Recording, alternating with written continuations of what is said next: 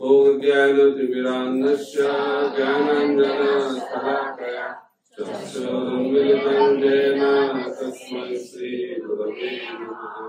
श्रीचैतन्यमनोभीष्टं स्थापितं येन भूतले स्वयं रूपा कदा मह्यं ददाति स्वपदान्तिकम्। वन्देऽहं श्रीगुरो श्रीयुतापदकमलं श्रीगुरुं वैष्णवांश्च श्रीरूपं साग्रजातं सहगण रघुनाथान्वितं सजीवं साद्वैतं सावधूतं परिजनसहितं कृष्णचैतन्यदेवं श्रीराधा कृष्णपादं सहगण ललिता श्रीविशाखान्वितांश्च नमो विष्णुपादाय कृष्णपृष्ठाय भूतले श्रीमते भक्तिवेदान्त स्वामिने नामिने। नमस्ते सरस्वती देवे गौरवाणी प्रचारिणे निर्विशेष शून्यवादी वासक्तविसुतारिणे वंशाकल्पतरुभ्यश्च कृपासिन्धुभ्यैव च पतितानां पावनेभ्यो वैष्णवेभ्यो नमो नमः। नमो महावदन्याय कृष्णप्रेमप्रदायते कृष्णाय कृष्णचैतन्यनाम्ने गौरकृष्णे नमः। हे कृष्ण करुणा सिन्धु दीनबन्धु जगत्पते गोपेश गोपिकान्त राधाकान्त नमस्तुते। तप्तकाञ्चन गौराङ्गी राधे वृन्दावनेश्वरी विश्वभानुसुते देवी प्रणमामि हरिप्रिये। जय श्री कृष्ण चैतन्य प्रभु नित्यानंद श्री अद्वैत गदाधर श्रीवासादि गौरभक्तवृंद। हरे कृष्णा कृष्णा कृष्णा हरे हरे हरे राम राम राम हरे हरे। मुखं करोति वाचालं पङ्गुं लङ्घयते गिरिं यत्कृपातमहं वन्दे श्रीगुरुं जगतारिणं परमानन्दमाधवं श्रीचैतन्यईश्वरम्। हरे कृष्ण जोरे बोलो हरे कृष्ण हरे कृष्ण हरे कृष्ण कृष्ण कृष्ण कृष्ण हरे हरे हरे हरे हरे राम हरे राम राम राम हरे हरे। প্রথমবার আপনাদের এখানে এসেছি।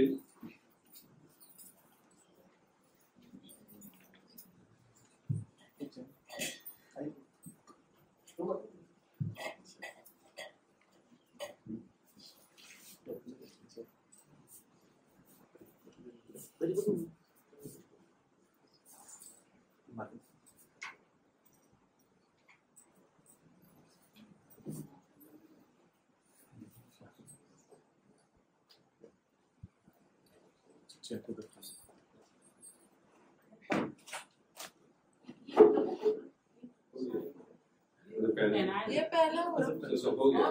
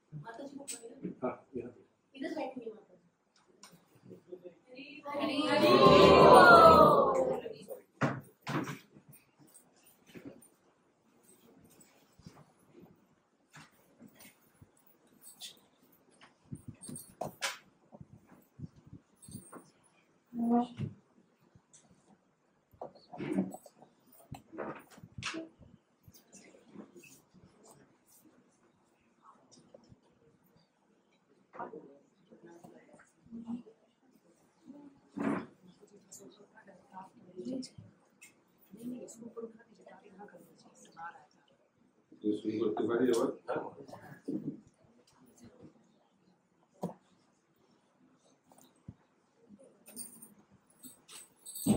আপনাদের এখানে আমি প্রথমবার ক্লাস দিতে আসছি। কলকাতাতে তো আমি অনেকবার বিভিন্ন জায়গায় ক্লাস দিয়েছি, কিন্তু প্রথমবার এখানে এসে আনন্দ পাচ্ছি।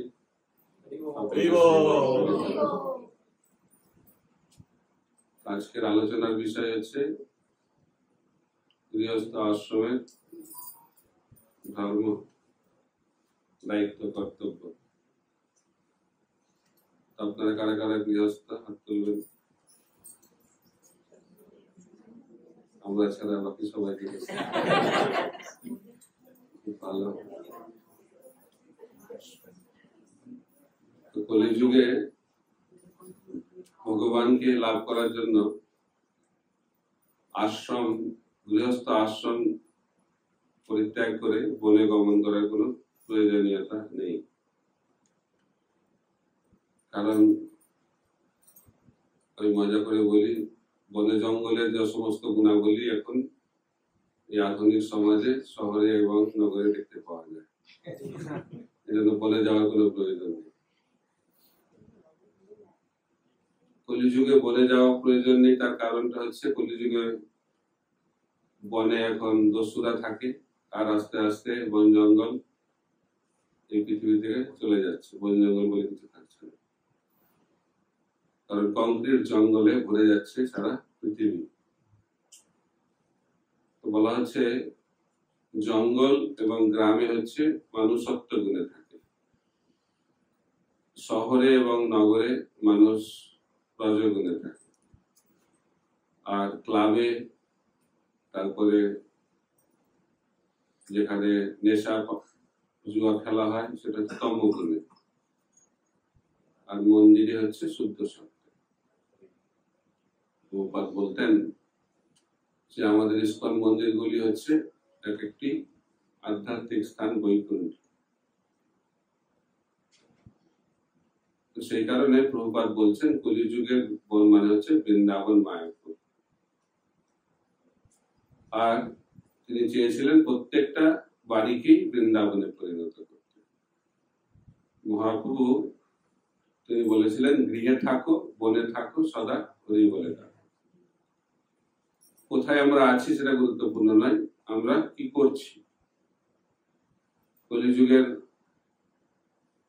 প্রধান পন্থা ভগবানকে পাওয়ার হচ্ছে হরিনাম সংকীর্তন।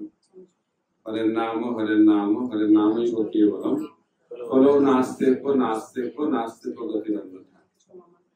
তা আমরা যদি গৃহে থেকে হরিনাম করি, তাহলে গৃহে থেকেই আমরা ভগবানকে লাভ করতে পারব। তো শ্রীমদ্ ভাগবতে ব্যাখ্যা করা হচ্ছে গৃহস্থ আশ্রমের প্রধান উদ্দেশ্য হচ্ছে ভগবানকে সন্তুষ্ট করা। তাহলে গৃহস্থ আশ্রম নয়, প্রতিটি আশ্রমের উদ্দেশ্য হচ্ছে ভগবানকে সন্তুষ্ট করা। ভগবান কেন্দ্রিক জীবন। আশ্রম, গৃহস্থটা একটা আশ্রম, যেখানে কৃষ্ণ হচ্ছেন কেন্দ্রবিন্দু। এই জগতে মানুষ নিজেকে কেন্দ্রবিন্দু করে জীবন নির্বাহ করে থাকে। ইংরেজিতে বলা হয় আই এম দ্য সেন্টার। এবং সেই জীবন হচ্ছে গৃহমেধী জীবন। সেখানে ইন্দ্রিয় তৃপ্তি, কি করে আমি সুখ ভোগ করব, কি করে আমি ইন্দ্রিয় তৃপ্তি করব, কি করে আমি এটা পাবো ওটা পাবো, এটা যখন জীবনের কেন্দ্রবিন্দু হবে সেটা হচ্ছে গৃহমেধী জীবন। কিন্তু যখন আমরা ভগবানকে সন্তুষ্ট করার জন্য ভগবানকে কেন্দ্র করে জীবন নির্বাহ করব, সেটি হচ্ছে গৃহস্থ আশ্রম। তাই যে বাড়িতে ভগবান থাকেন সে বাড়িটাকে বলা হয় ভবন। মায়াপুরে আছে অনেক ভবন, শঙ্খ ভবন, গদা ভবন, বংশী ভবন, ঈশ্বরদান ভবন, গীতা ভবন, নামভট্ট ভবন। ভবন ভবন মানে মানে যে ভগবান, যে গৃহে ভগবান থাকেন সেটি হচ্ছে ভবন। কিন্তু সেই গৃহ থেকে যদি ভগবানকে বাদ দিয়ে দেওয়া হয়, ভবন থেকে ভকে বাদ দিয়ে দেওয়া হবে, তাহলে কি হবে? ভবনটা বনে পরিণত। অর্থাৎ ভগবান বিহীন বাড়ি হচ্ছে বন। তো সেই কারণে আমাদেরকে ভগবানকে কেন্দ্র করে জীবন নির্বাহ করতে হবে। শ্রীমদ্ ভাগবতে বলা হচ্ছে গৃহস্থের কর্তব্য হচ্ছে ভগবানকে সন্তুষ্ট করা। তো চৈতন্য মহাপ্রভু জগন্নাথপুরীতে ছিলেন, তো একজন গৃহস্থ পার্শ্বদ ভক্ত মহাপ্রভুকে জিজ্ঞেস করলেন যে আমরা তো গৃহস্থ ভক্ত, আমরা গৃহে থেকে কি করে ভগবানকে লাভ করতে পারবো? তখন মহাপ্রভু বললেন খুব সহজ, দুটি সেবা করতে হবে। এক নম্বর হচ্ছে নাম সেবা, আর 2 নম্বর হচ্ছে বৈষ্ণব সেবা। এই দুটি সেবা যদি কেউ করে তাহলে গৃহে থেকেই ভগবানকে লাভ করা যায়। তখন সেই ভক্ত প্রশ্ন করেছেন মহাপ্রভুকে, নাম সেবা তো বুঝলাম, ভগবানের দিব্য নাম হরে কৃষ্ণ মহামন্ত্র জপ কীর্তন করতে হবে, বৈষ্ণব সেবা যে করবো কি করে চিনবো কে বৈষ্ণব? কারণ কলিযুগে বৈষ্ণব চেনা বড় কঠিন, কারণ আমরা বাহ্যিকভাবে বৈষ্ণব চেনার চেষ্টা করি। ভক্তি বিনোদ ঠাকুর খুব সাবধান করে দিয়েছেন। ভক্তি বিনোদ ঠাকুর বলছেন, এও তো এক কলির চালা, তিলক নাকে গলায় মালা, সহজ ভজন করছেন মামু, সঙ্গে লয়ে পরের বালা। তো বাইরে থেকে লাগছে তো খুব বৈষ্ণব, কেন? গলায় মালা, হাতে জপমালা, তারপরে তিলক, দেখে তো বৈষ্ণব লাগছে। কিন্তু ভজনটা কি করছে? কাকে নিয়ে ভজন করছে? সঙ্গে লয়ে পরের বালা, পরস্ত্রীকে নিয়ে ভজন করছে, অর্থাৎ চরিত্রহীন। তো চরিত্রহীন জীবন হচ্ছে কলিযুগের একটি লক্ষণ। আর ধর্ম করতে এসেও সেই চরিত্রহীনতা প্রকটিত হচ্ছে। তাই বৈষ্ণব মানে চরিত্রবান। চরিত্রবান মানে শ্রীল প্রভুপাদ বলেন 4টে নিয়ম যে কঠোরভাবে পালন করে। আমিষ আহার বর্জন, নেশা বর্জন, জুয়া বর্জন, অবৈধ যৌন সঙ্গ বর্জন।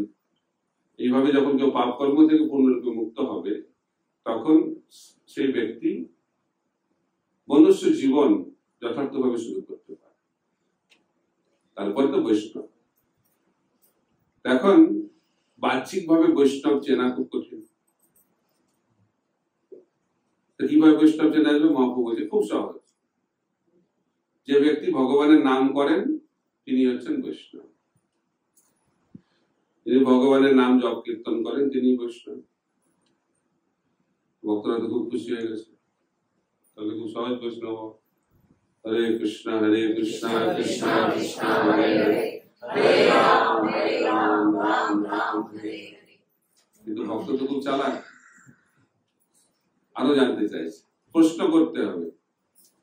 ভগবান সম্বন্ধে জানতে গেলে প্রশ্ন করা অত্যন্ত গুরুত্বপূর্ণ, তা না হলে আমরা জানতে পারবো না। ভগবান শ্রীকৃষ্ণ 2য় অধ্যায় ভগবত গীতা শেষ করে দিয়েছেন। তারপরে যেহেতু অর্জুন প্রশ্ন করছে, তাহলে 2 অধ্যায় থেকে কোথায় গিয়ে পৌঁছলো? 18 অধ্যায়। পরীক্ষিত মহারাজ প্রশ্ন করছেন। প্রশ্ন না করলে আমরা কখনো ভগবত বিষয় জানতে পারবো না। এই জন্য ভগবদ্গীতা ভগবান বলছেন তদ্বিদ্ধি প্রণিপাতেন পরিপ্রশ্ন সেবয়া উপদেক্ষান্তিত জ্ঞানম জ্ঞানীন তত্ত্ব দর্শিনা। তো শিষ্য যখন গুরুদেবের কাছে যান তখন শিষ্য প্রথমে শরণাগত হবে গুরুদেবের চরণে, তারপরে গুরুদেবকে সেবা করবে, তারপরে প্রশ্ন করবে। প্রশ্ন না করলে আমরা জানতে পারবো না।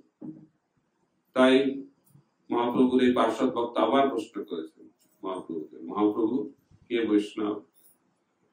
মহাপ্রভু বলছেন, যে ব্যক্তি সবসময় 24 ঘন্টা কৃষ্ণ নাম নিয়ে থাকেন তিনি হচ্ছেন বৈষ্ণব।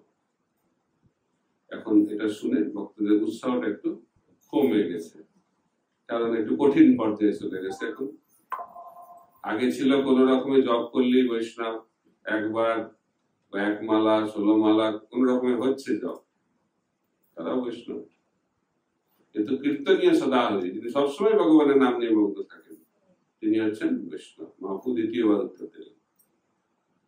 তাতেও ভক্ত সন্তুষ্ট নন, আবার মহাপ্রভুকে প্রশ্ন করেছেন, মহাপ্রভু কে বৈষ্ণব? মহাপ্রভু বলেছেন, যাকে দেখে অন্যের মুখে হরিনাম আসে তিনিই বৈষ্ণব। এটাতে আপনাদের খুব ভালো লেগেছে, ওনাদেরও খুব ভালো লেগেছে। তাহলে একটা প্রশ্ন, তিনটে উত্তর। তাহলে কোন উত্তরটা ঠিক? সবাই, অনেকেই বলে তৃতীয়টা ঠিক, ভগবান যেটা বলেন সেটাই ঠিক। তো মহাপ্রভু একটা প্রশ্নের কটা উত্তর দিলেন? তিনটে উত্তর দিলেন, এবং তিনটে উত্তরই ঠিক উত্তর। যিনি হরিনাম করেন, ভগবানের নাম করেন, তিনি হচ্ছেন কনিষ্ঠ অধিকারী বৈষ্ণব।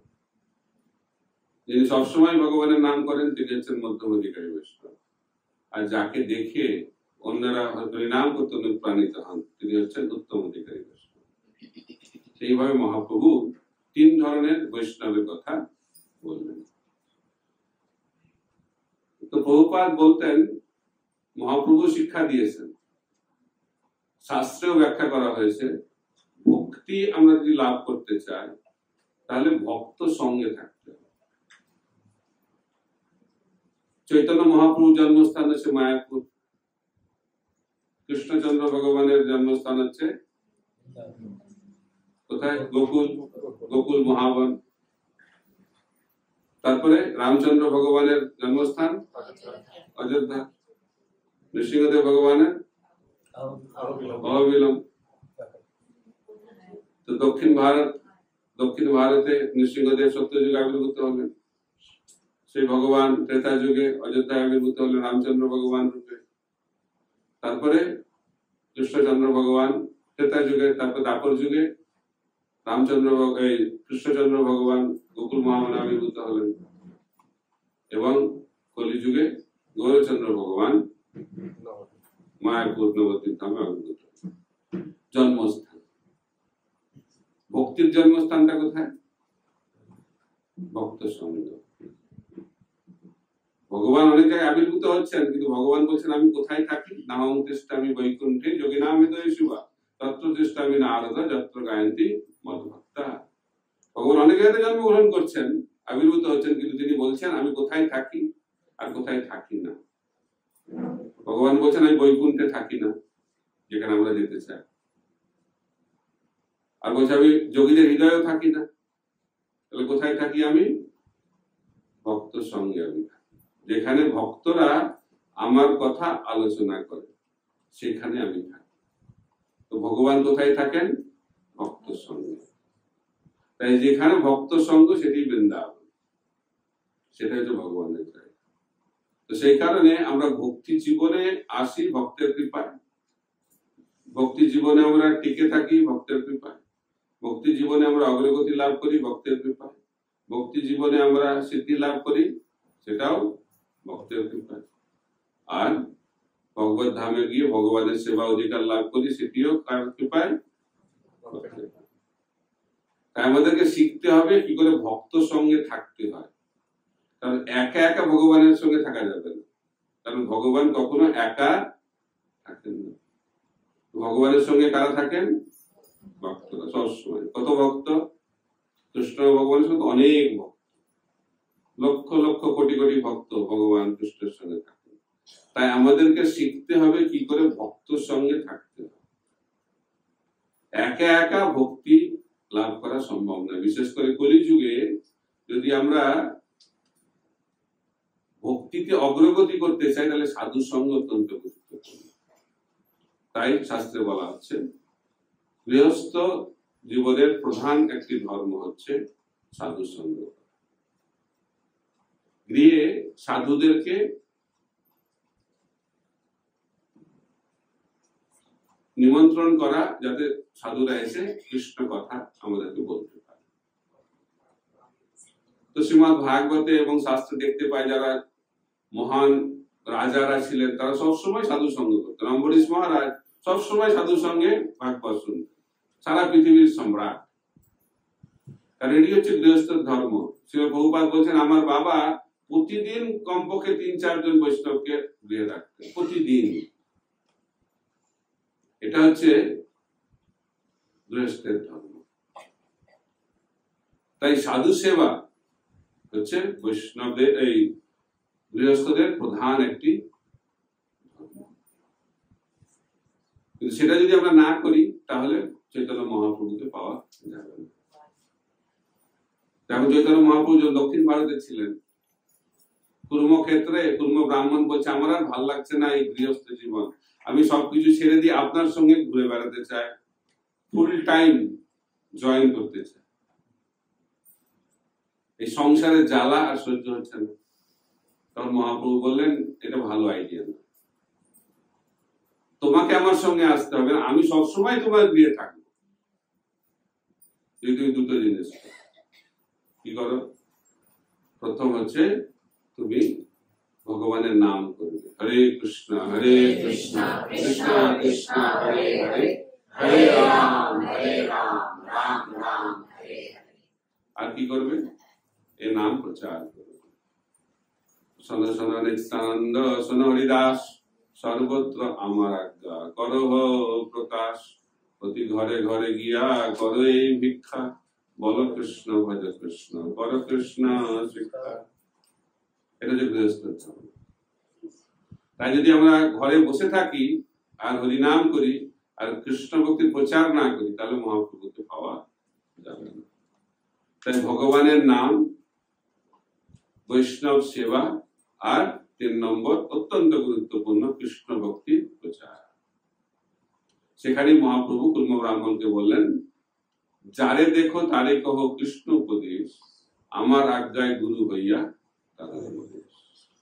এই নির্দেশ দিলেন কাকে, কুর্ম ব্রাহ্মণ।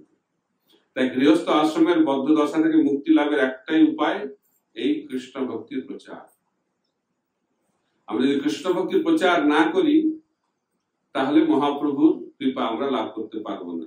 কারণ আমরা হচ্ছি গোষ্ঠানন্দী বৈষ্ণব। 2 ধরনের বৈষ্ণব আছে, ভজনানন্দী বৈষ্ণব, গোষ্ঠানন্দী বৈষ্ণব, দুজনেই মহান। ভজনানন্দী বৈষ্ণব খালি নিজেদের ভজন নিয়েই ব্যস্ত থাকেন, কিন্তু গোষ্ঠানন্দী বৈষ্ণব যারা খালি নিজেদের ভজন নিয়ে ব্যস্ত থাকেন না, তারা নিজেদের ভজনের সঙ্গে সঙ্গে ওনারা চান সবাই এই পৃথিবীর প্রত্যেকটি মানুষ যেন কৃষ্ণ ভক্তি লাভ করে। সেই কারণে মহাপ্রভু বললেন, পৃথিবীতে আছে যত নগরাদি গ্রাম, সর্বত্র প্রচার হইবে মোর নাম। মহাপ্রভুর মধ্যে উদ্বেগ, চিন্ময় উদ্বেগ। বৈষ্ণব মানে হচ্ছে তিনি সবসময় উদ্বিগ্ন থাকবেন, নিজের জন্য না, এই পৃথিবীর হিত করার জন্য উদ্বেগ। কিসের উদ্বেগ, যে প্রত্যেকে যেন এই কৃষ্ণ প্রেম লাভ করে। তো মহাপ্রভু বলছেন যে আমি একা মালাকা, আমি একা মালি, কত আমি আর ফল প্রেম ফল বিতরণ করবো, আর তাতে কি হতে পারে, কেউ পাবে কেউ পাবে না। তিনি বলছেন সবাই যেন এই মালাকার হয়ে যায়। তিনি বলছেন প্রত্যেকে যেন কৃষ্ণ ভক্তির প্রচার করে। ভারত ভূমিতে মনুষ্য জন্ম হইল যা, জন্ম সার্থক করি করো করো উপকার। তো মহাপ্রভু বললেন যারা ভারতবর্ষে বিশেষ করে জন্মগ্রহণ করেছেন তাদের কর্তব্য হচ্ছে জন্ম সার্থক করি। জন্ম সার্থক করি মানে আগে নিজে ভক্ত হতে। আমি যদি নিজে ভক্ত না হই তাহলে কি করে ভক্তির প্রচার করব? অনেকে মহাপ্রভুর দ্বারা প্রাণিত হয়ে ভক্তিতে তিনি কি হচ্ছে না জেনে তিনি প্রচার করতে শুরু করেন, কিন্তু নিজে করছেন। গ্রন্থ প্রচার করছে, নিজে গ্রন্থ পড়ে না, নিজে জপ করছে না, অন্যকে বলছে জপ করার জন্য, নিজে নিয়ম পালন করে না, অন্যকে বলছে নিয়ম পালন করো। এই প্রচারে খুব একটা ফল হবে না। যদি প্রচার করতে হয় তাহলে নিজেকে আচরণ করতে হবে, আচরণ করতে হবে। একজন মহিলা তার ছেলেকে বোঝাতে পারছে না যে মিষ্টি খাওয়া তার শরীরের জন্য ভালো নয়,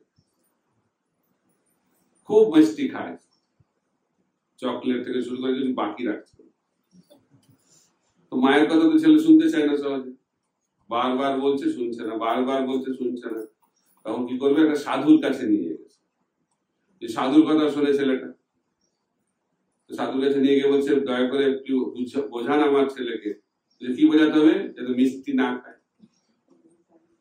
সাধু ভাবছে আমি কৃষ্ণ ভক্তি বোঝাই, এটা আবার কি করে বোঝাবো। তো যাই হোক বলছে ঠিক আছে আপনি 1 মাস পরে আসুন। তো মা ছেলেকে নিয়ে চলে গেছে, আবার 1 মাস পরে নিয়ে এসেছে। তো সাধু বলছে বাচ্চাটা ছেলেটাকে মিষ্টি খেও না, মিষ্টি খাওয়া তোমার জন্য ভালো নয়। মা ভাবছে এই কথা বলার জন্য 1 মাস লাগলো কেন? 1 মাস আগে বলতে পারতেন, বিরাট কি কথা। তখন জিজ্ঞেস করেছে সাধুরাকে, কেন আপনি 1 মাস আগে বললেন না, 1 মাস কেন অপেক্ষা করতে বললেন? দেখুন, আপনি যখন নিয়ে এসেছিলেন তখন আমিও মিষ্টি খেতাম, তো তাকে যে বলবো আমি মিষ্টি খেও না, তো তার আগে আমাকে অভ্যাস করতে হবে। এই জন্য 1 মাস আমি এখন অভ্যাস করেছি, 1 মাস আমি মিষ্টি খাইনি, এখন আমার বলার অধিকার আছে তাকে মিষ্টি খেও না। এটা বলে আচার। তো নিজেকে আচরণ করতে হবে, আচরণ না করলে প্রচার হয় না। কিন্তু কলিযুগে আবার এটা আর একটা লক্ষণ, আমি আচরণ করব না কিন্তু আমি প্রচার করব। এর মধ্যে ভারত ভূমিতে মনুষ্য জন্ম হইল, যা জন্ম সার্থক করে আগে নিজের জন্মকে সার্থক করতে হবে। যে সাঁতার জানে না, দেখছি ও ডুবে যাচ্ছে, দয়াতে ভরে যাচ্ছে, হৃদয়টা মরে যাচ্ছে, কি হবে, ঝাঁপিয়ে পড়েছে জলে। তো জলে ঝাঁপিয়ে পড়ার পরে বুঝতে পেরেছে সেও সাঁতার জানে না, কি হবে, দুজনেই ডুবে মরবে। এখন আমি যদি ভক্ত না হই আর অন্যকে মায়া মুক্ত করার চেষ্টা করি, তাহলে কি হবে, দুজনেই মায়ের খপ্পরে। তো সেই কারণে প্রচার করার আগে নিজেকে ভক্ত হতে হবে। এই জন্য মহাপ্রভু বলছেন যে নাম করার আগে কি করতে হবে, নাম প্রচার করার আগে নিজেকে নাম করতে হবে, নিজেকে ভালো করে সাধনা করতে হবে। যদি আমি ঠিক করে সাধনা না করি তাহলে কি করে প্রচার করব? আচরণ করতে হবে। এখন ভক্তিবিনোদ ঠাকুর একজন আদর্শ গৃহস্থ। কিরকম গৃহস্থ? তার কটা সন্তান? 10টি সন্তান। আমরা তখন একটা দুটোকে নিয়ে সামলাতে পারি না, সময় নেই, খুব ব্যস্ত। কেন ব্যস্ত? একটা দুটো সন্তান। তো ভক্তিবিনোদ ঠাকুরের 10টি সন্তান, তার জীবনটা কিরকম সেটা আমাদের জানা দরকার। না নকল করতে পারবো না, তো আচার্য নিত্য সিদ্ধ ভক্ত, কিন্তু তাদের মাধ্যম দিয়ে আমরা শিক্ষা পেতে পারি। তো ভক্তিবিনোদ ঠাকুর বলছেন যে সময়টাকে আমরা কি করে ভাগ করব। তিনি বলছেন 8 ঘন্টা শরীরের জন্য, 8 ঘন্টা আত্মার জন্য, আর 8 ঘন্টা দায়িত্ব কর্তব্যের জন্য। এইভাবে সময়টাকে ভাগ করতে হবে। আর যদি আমরা এইভাবে সময়টা ভাগ না করি তাহলে কি হবে, জীবনটা ইমব্যালেন্স হয়ে যাবে। ইমব্যালেন্স। জীবনে যদি দুঃখ থেকে মুক্ত হতে হয় তাহলে জীবনটাকে ব্যালেন্স করতে হবে। যুক্তাহার বিহারস্য যুক্তাহার বিহারস্য যুক্ত চেষ্টস্য কর্মসু যুক্ত স্বপ্ন ভবদস্য যোগ ভবতি দুঃখহা। আমাদের জীবনটা যদি ব্যালেন্স হয় তাহলে কৃষ্ণ বলছেন ভগবদ্গীতাতে সমস্ত দুঃখ থেকে আমরা মুক্ত হয়ে যাব। আমাদের জীবনে দুঃখ কেন আসছে? এত শারীরিক মানসিক বিভিন্ন ধরনের দুঃখের মধ্যে আমরা রয়েছি কেন? তার কারণটা হচ্ছে আমাদের জীবনটা হচ্ছে ইমব্যালেন্স, संतुलन नहीं है जिंदगी में। সেই কারণে আমাদেরকে জীবনটা একটু ব্যালেন্স করতে হবে। কার জন্য আমি সময় দিচ্ছি? আর ভক্তিবিনোদ ঠাকুর বলছেন প্রথম হচ্ছে আমাদের শরীরটাকে দেখতে হবে, দ্বিতীয় হচ্ছে সাধনা, তারপরে হচ্ছে সেবা।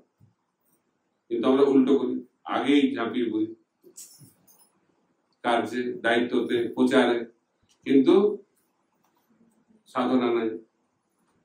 আর তারপরে স্বাস্থ্য তো ঠিক মতো দেখছি না।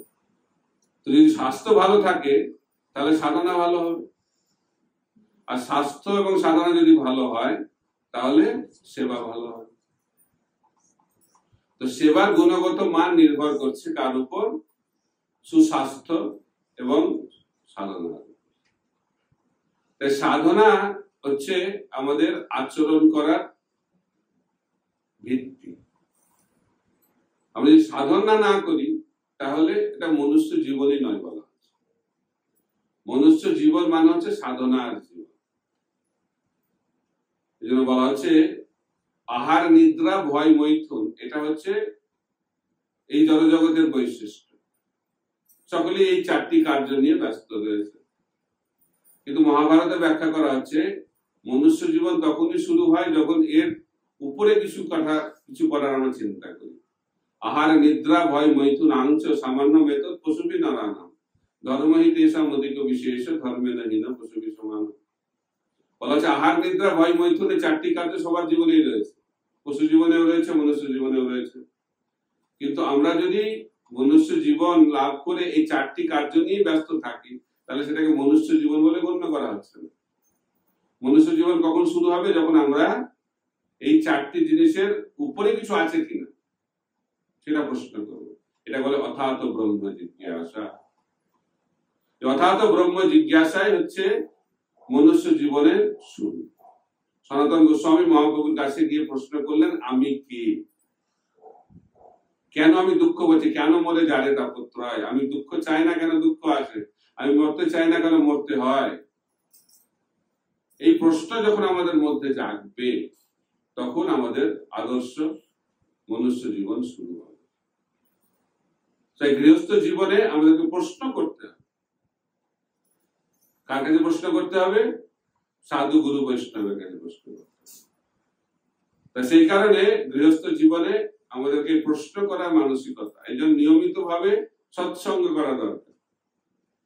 পারলে প্রতিদিন, পারলে নয়, বলা হচ্ছে প্রতিদিন করাটাই কর্তব্য। নিত্যম ভাগবত সেবায়। নিত্য মানে 24 ঘন্টা। যেটা শুনেই তো কি করে সম্ভব 24 ঘন্টা? তো সেই কারণে নিত্যকে মানে প্রতিদিন বলা।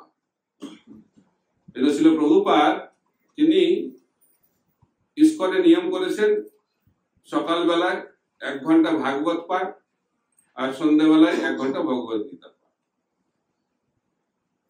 কিন্তু আমাদেরকে জানতে হবে যে নিয়মিত ভাবে প্রতিদিন যদি আমরা শ্রবণ কীর্তন না করি, তাহলে আমরা এই মায়ার যে প্রকোপ সেখান থেকে মুক্ত হতে পারবো না। ঠিক যেমন মোবাইলকে আমরা প্রতিদিন চার্জ করি, যদি মোবাইল চার্জ না করি তাহলে মোবাইল কাজ হবে?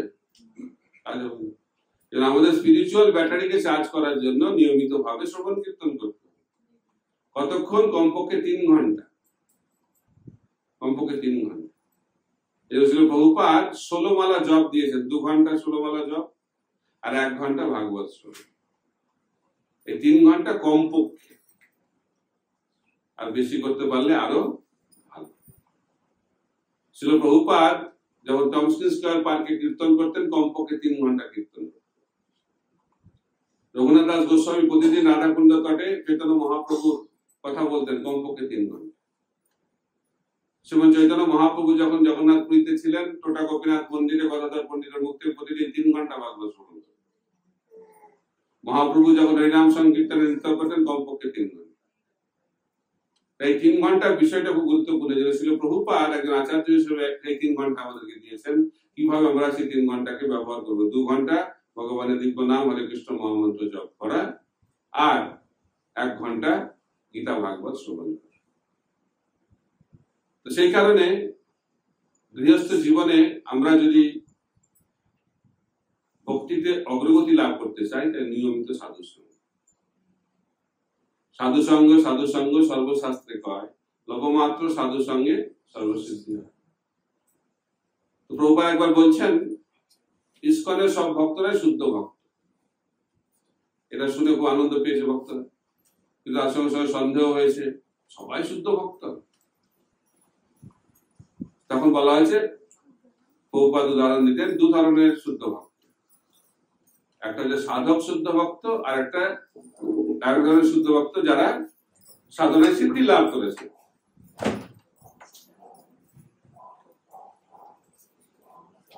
আপনারা জানেন যে ভক্তিতে 3টি স্তর রয়েছে। শুদ্ধ ভক্তিতে সাধনা ভক্তি, ভাব ভক্তি, প্রেম ভক্তি।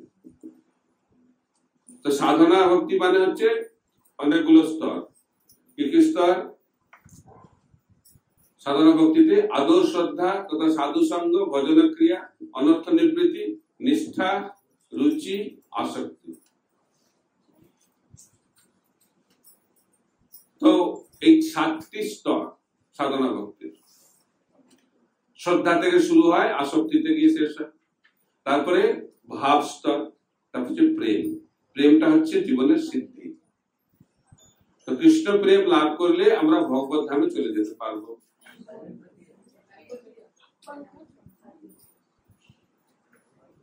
তাই বলা হচ্ছে,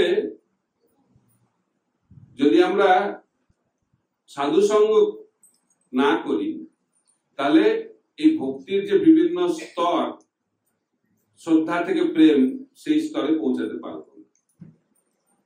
আর সাধু সঙ্গ করলে ধীরে ধীরে ধীরে ধীরে আমরা সেই স্তরে পৌঁছাতে পারবো। এখন এই সাধনা থেকে সিদ্ধি, অর্থাৎ শ্রদ্ধা থেকে প্রেম, এটা কিভাবে লাভ হবে? সাধু সঙ্গের মাধ্যমে। উদাহরণ দেওয়া আছে আম ফলের সঙ্গে তুলনা করা আছে। কাঁচা আম আর পাকা আম, এখন আমের সিজন আসছে, তো কাঁচা আম আর পাকা আম দুটোই আম, কিন্তু কোন আমটা বেশি খেতে ভালো? পাকা আম। বাহ, তো কাঁচা আম কি করে পাকা আমে পরিণত হবে? কি করে হবে? গাছে লেগে থাকে। যদি গাছে লেগে থাকে তাহলে কাঁচা আমটা কিছুদিন পরে পাকা আমে পরিণত হবে। কিন্তু যদি আমটা গাছ থেকে পড়ে যায় ঝড়ে, ঝড় আসে না, কাল বৈশাখীর ঝড়, সেই ঝড়ে কি হয়? আমটা গাছ থেকে মাটিতে পড়ে যায়, তখন সেই কাঁচা আমটা কি আমে পরিণত হবে? পচা আম, পচে যাবে। তো কত ধরনের আম হলো? কাঁচা আম, পাকা আম, আর মধ্যখানে আরেকটি আম পচা আম। তো এরকম ভক্তিরও স্তর রয়েছে, কাঁচা আম ভক্তি, পাকা আম ভক্তি, পচা আম ভক্তি। ঠিক আছে? কাঁচা আম ভক্তিটা কি? সাধনা। পাকা আম ভক্তিটা কি? কৃষ্ণ প্রেম থেকে লাভ করবে।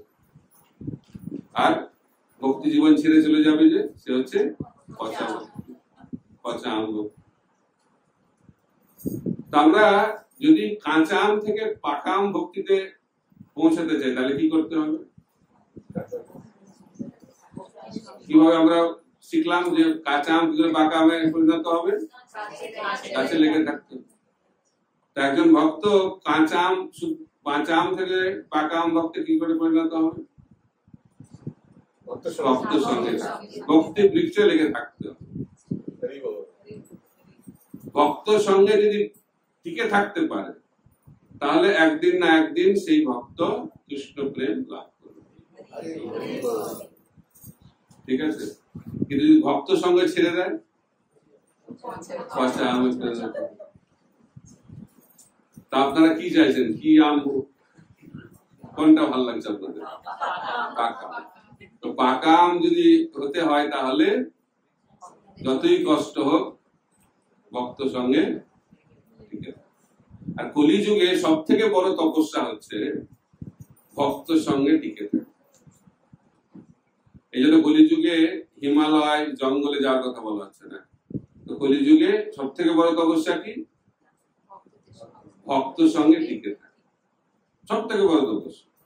কারণ কলিযুগের একটি লক্ষণ হচ্ছে ঝগড়া, কলহ। হয় ঝগড়া হয়? আর যদি ঝগড়া দেখতে চান লোকাল ট্রেনে যাবে, পরের স্টেশনে নামবে কিন্তু সিট নিয়ে ঝগড়া। ঝগড়া না, মারামারিও কলিযুগ। অল্প অল্প কারণে, ছোট ছোট কোনো কারণই নাই ঝগড়া শুরু হয়ে যায়। কেন? এটা হচ্ছে কলিযুগের লক্ষণ। কলি মানে হচ্ছে কলহ। এই ঝগড়া হচ্ছে আমাদের ভক্ত সঙ্গ থেকে দূরে সরিয়ে নিয়ে যাওয়ার একটি চাল। এই জন্য কলি দেখছে যে এদেরকে তো পারা যাচ্ছে না, আমার 4টে জায়গা তো এদের এখানে নাই। কারণ কলির 4টে জায়গা কি? আমিষ আহার, নেশা, জুয়া, তারপরে অবৈধ যৌন সঙ্গ। এটা তো ভক্তরা দূরে থাকছে। আমি এদের জায়গা কি করে দখল করবো? আমি ঝগড়া লাগাবো, ঝগড়া লাগালে গলি ঘরে ঢুকে যাচ্ছে। তো সেই কারণে কলিকে যদি আমরা ঢুকতে না দিতে চাই, দরজা বন্ধ করে রাখতে চাই, তাহলে কি করতে হবে? ঝগড়া বন্ধ। তো বাবা প্রভুপাদ বলছেন যে স্বামী স্ত্রী ঝগড়া করে না, তাহলে তারা স্বামী স্ত্রীও নয়। ভালোবাসার আরেকটি লক্ষণ হচ্ছে ঝগড়া। বলছে আওয়াজ হবে, তারপরে জল পড়বে, তারপরে শান্ত হয়ে যাবে, তাই না? এটা হচ্ছে ভালোবাসার লক্ষণ।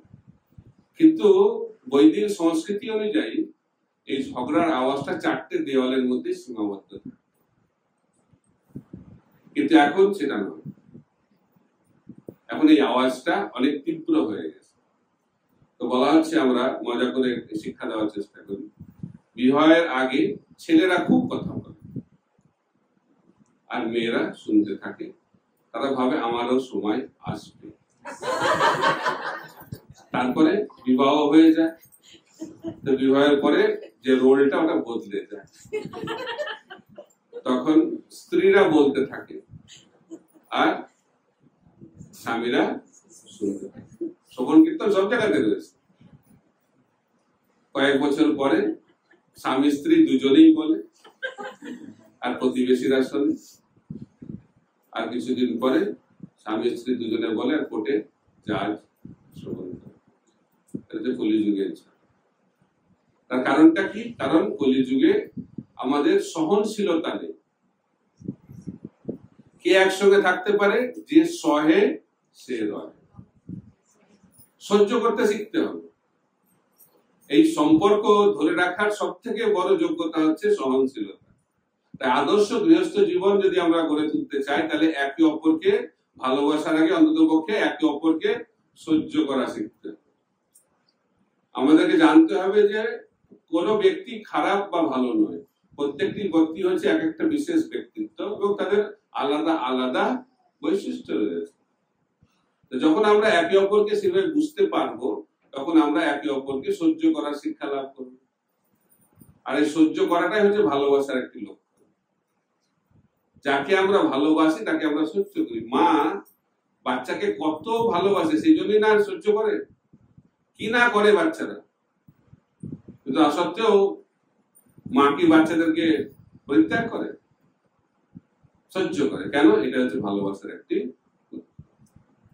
তাই আমরা যদি এই পারিবারিক জীবনে ভালোবাসার একটা পরিবেশ নিয়ে আসতে চাই, তাহলে মহাপ্রভুর যে শিক্ষা, তৃণাদপি সুনিচেন তরণপি সহিষ্ণুনা অমানিনা মানদেন কীর্তনীয় সদাহরি, এই সিদ্ধান্তকেও আমাদের জীবনে প্রয়োগ করতে হবে। খালি শ্লোক বললে তো হবে না।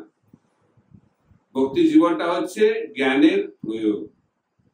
মহাপ্রভু শেখাচ্ছেন যে কিভাবে আমরা আদর্শ গৃহস্থ হতে পারি। কলিযুগে কোনো কিছু আদর্শ হওয়া খুব কঠিন। একবার প্রভুপাদ বলছেন একজন ভক্তকে যে আদর্শ ব্রহ্মচারী হওয়া খুব কঠিন, আর আদর্শ গৃহস্থ হওয়া অসম্ভব। বুঝা যাচ্ছে? তাই কোনো কিছু আদর্শ হওয়া কলিযুগে বিশেষ কঠিন কাজ, কিন্তু আমাদেরকে চেষ্টা করতে যতটা সম্ভব। প্রভুপাদ একবার ক্লাস দিচ্ছেন, অনেক উঁচু ব্যাসাসনে বসে আছেন প্রভুপাদ, ওখান থেকে খুব কড়া ক্লাস দিচ্ছেন, কঠোর বাক্য প্রয়োগ করছেন। বলছেন যদি কেউ ভগবত ধামে যেতে চায়, তাহলে তাকে 100% কৃষ্ণ ভাবনামৃত হতে হবে, 100% কৃষ্ণ কনসিয়াস। এটা শুনে ভক্তরা তো খুব মাথা নিচু করছে, দুঃখ পেয়ে গেছে। তাহলে আমাদের আর কোনো আশা নেই। প্রভুপাদ বুঝতে পেরেছে যে ভক্তরা একটু দুঃখ পাচ্ছে, তখন প্রভুপাদ ঠিক আছে 90%। ভক্তরা তাও বলছে 90%টাও খুব বেশি হয়ে যাচ্ছে। প্রভুপাদ বলছে 80%। তারপরে তাতেও ভক্তরা পুরো সন্তুষ্ট নয়। তখন প্রভুপাদ ব্যাসাসন থেকে নিচে নেমে আসছে, তখন বলছে 70%, তার থেকে কম হবে। এটা শুনে আমরা খুব প্রভুপাদ তো বলছে 70% হলেই হয়ে যাবে, কিন্তু যারা 70% চেষ্টা করবে তারা কোথায় পৌঁছাবে? 40%। তাই আমাদেরকে 100% চেষ্টা করতে হবে, কিন্তু সেই চেষ্টায় যদি কিছু কম পড়ে যায় সেটা গুরুদেব সাহায্য। কিন্তু ফাঁকিবাজ হলে হবে না। বলে না, চালাকি দিয়ে ফাঁকিবাজি দিয়ে ভগবানকে পাওয়া যায় না। কোনো কাজেই সফল হতে পারবো না আমরা। সফল হতে গেলে ঐকান্তিক হতে হবে, সিনসিয়ার। ভগবানের কৃপা পেতে গেলেও ভক্তকে কি হতে হবে? সিনসিয়ার মানে কি? সিনসিয়ার মানে হচ্ছে, বাংলা হলো সিনসিয়ার মানে হচ্ছে ভগবানের জন্য 100% দিতে হবে, ক্ষমতা হতে যায়। যশোদা মা সকাল থেকে শুরু করেছে কৃষ্ণকে বাঁধার জন্য, কোথায় শেষ করেছে কখন? সন্ধ্যেবেলা। সারাদিন ব্যস্ত। তাই আমরা যদি ভগবানকে পেতে চাই তাহলে ভগবানের সেবায় সারাদিন ব্যস্ত থাকি। আমরা যে শনিবার এসে গেলাম 1 ঘন্টা 2 ঘন্টা, এটাও ভালো, কিন্তু ভগবানকে পেতে গেলে তার থেকে অনেক বেশি করতে। তাই এটা পার্ট টাইম বিজনেস না, ভক্তিটা পার্ট টাইম না, ভক্তিটা হচ্ছে আমাদের জীবনের অবিচ্ছেদ্য একটি বিষয়। এটা বলে ঐকান্তিকতা। যাকে আমরা ভালোবাসি তাকে পার্ট টাইম ভালোবাসি। ও আমার ছেলেকে আমি এই 24 ঘন্টার মধ্যে 2 ঘন্টা ভালোবাসি, বাকি 22 ঘন্টা কোনো ব্যাপার না, এরকম হয়? যাকে আমি ভালোবাসবো তাকে আমি 24 ঘন্টা তার চিন্তা করবো। এই জগতেও সেটা দেখা যায়। যখন কোন যুবক যুবতীর প্রেম হয়, তারা 24 ঘন্টা একে অপরের চিন্তা করতে ব্যস্ত, কোনো ইচ্ছা মানে প্রচেষ্টা ছাড়া এটা হয়। তাই প্রভুপাদকে একজন জিজ্ঞেস করেন, প্রভুপাদ কৃষ্ণ প্রেমটা কি? এত কৃষ্ণ প্রেম শুনছে, কৃষ্ণ প্রেম ব্যাপারটা কি? তখন প্রভুপাদ বলছেন, এই জগতে পুরুষ এবং স্ত্রীর মধ্যে যে আকর্ষণ, সেই আকর্ষণ যখন আমাদের ভগবানের প্রতি হবে, সেটি হচ্ছে কৃষ্ণ প্রেম।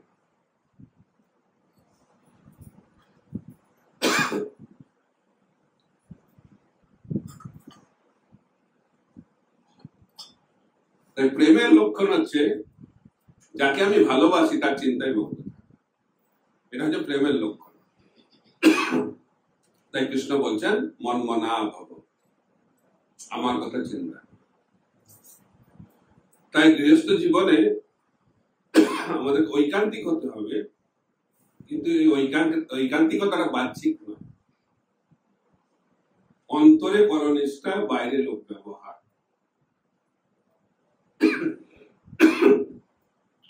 যখন রঘুনাথ দাস গোস্বামী মহাপ্রভুর কাছে গেলেন, বললেন যে আমি আপনার সঙ্গে থাকতে চাই, তখন মহাপ্রভু বললেন যে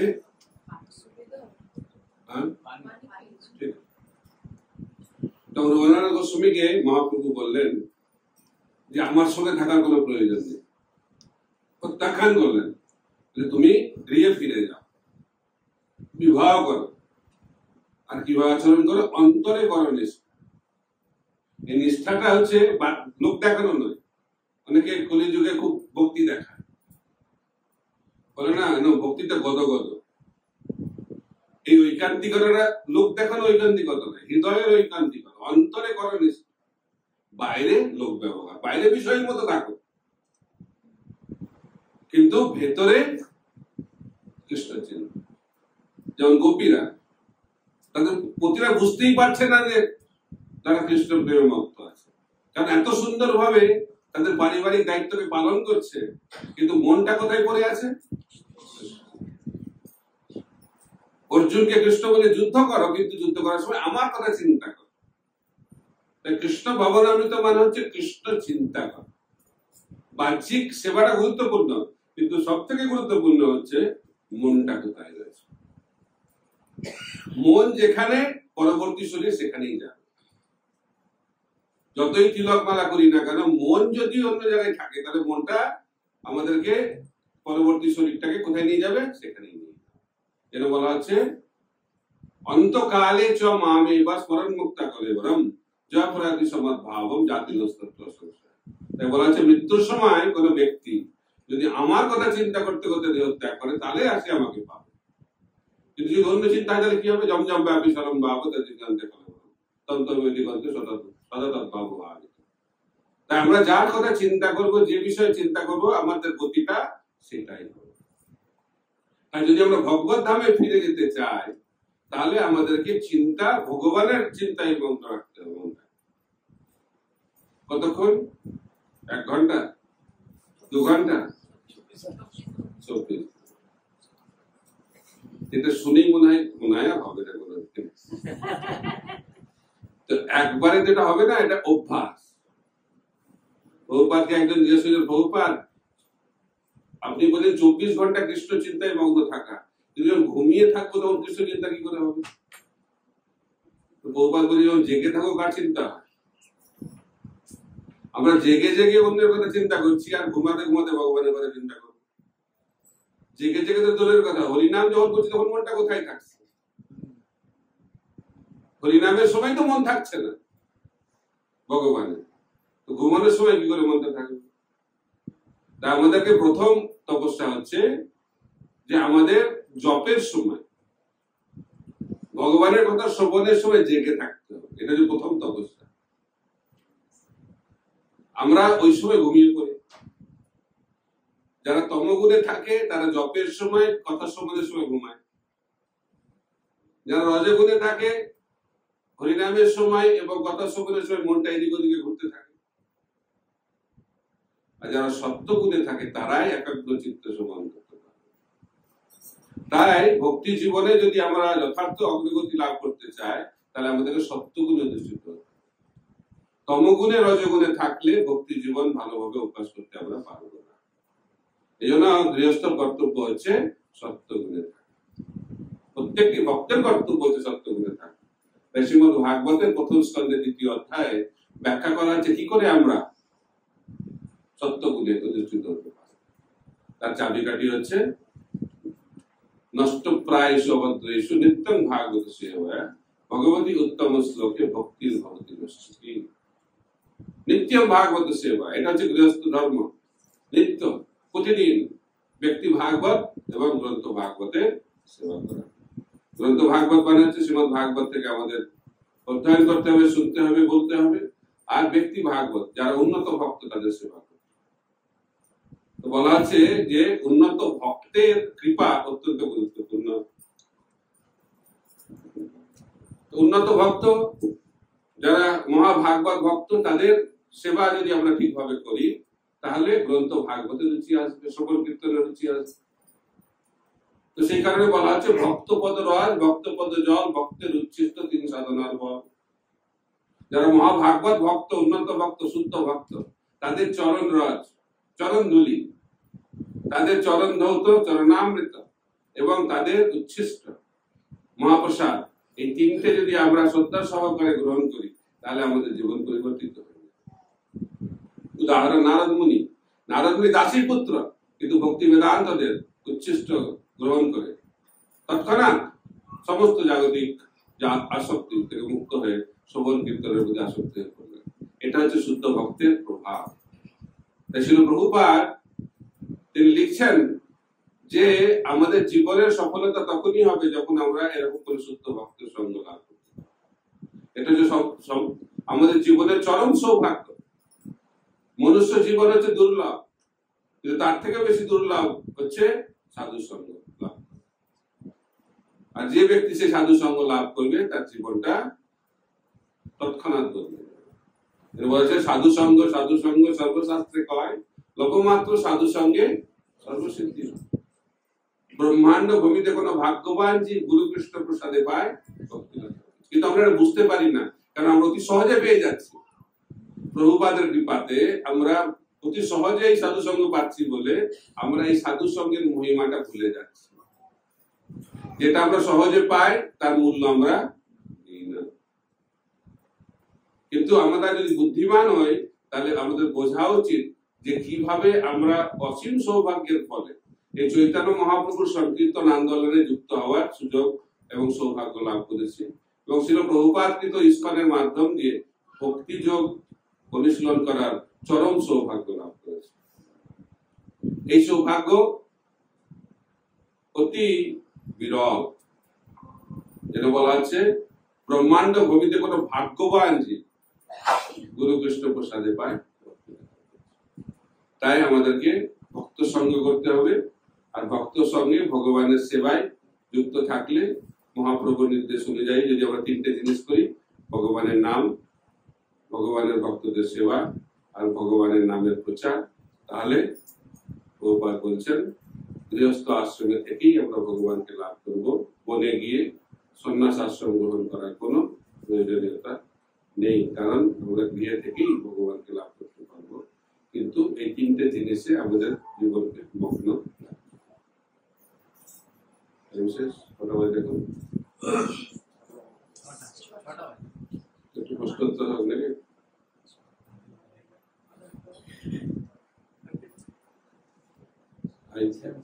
question answer is more important question প্রথমবার তো question হোক हरे कृष्णा कृष्णा कृष्णा हरे हरे हरे राम राम राम हरे